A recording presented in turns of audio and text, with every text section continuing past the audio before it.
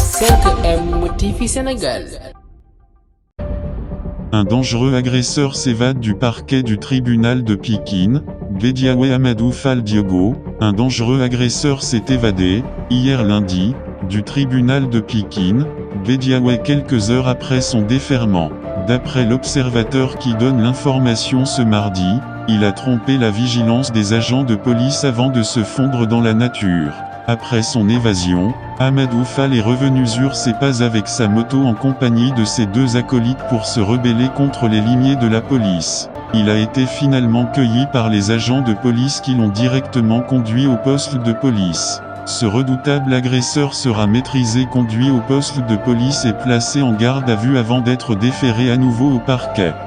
Les inondations sont un phénomène mondial, selon le ministre de l'Intérieur en tournée nationale à Saint-Louis dans les zones inondables, Antoine Félix Abdoulaye Diome, a clamé haut et fort que les inondations sont un phénomène mondial, pour certainement dire que nul n'est coupable suite à ce phénomène naturel. En réalité, des quartiers de la vieille ville, comme dans certaines localités de Dakar, sont aussi sous les eaux. Une situation très difficile pour les habitants de ces localités qui sont obligés de cohabiter avec le coassement des crapauds à longueur de journée. Le ministre de l'Intérieur a commencé sa visite par la station de pompage de Diaminar dans le populeux quartier de Pikine, faubourg de Sor, puis au niveau du point de pompage de Sor-Diagne.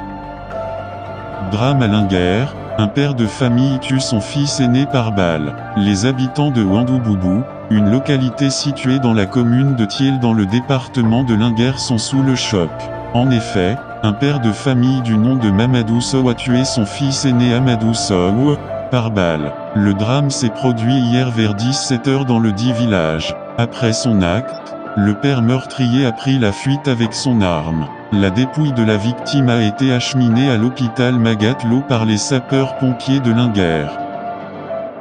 Code des marchés publics, une récente modification qui fait grincer des dents. Le Code des marchés publics a été retoqué le 12 août. Cette modification permet à des sociétés comme la Senelec, la SAR et Petrosan d'échapper à celui-ci pour l'achat de pétrole brut, de produits pétroliers, gaziers et chimiques. Certains spécialistes des marchés publics ne goûtent pas cette décision. Ils assurent qu'ils ouvrent un boulevard vers des pratiques douteuses, si elle n'est pas bien encadrée. Libération, qui donne l'information dans son édition de ce mardi, souligne que le décret de présentation de la modification la justifie par la nécessité de permettre à ces sociétés d'atteindre les objectifs fixés par l'État et d'être plus compétitifs dans leur secteur d'activité.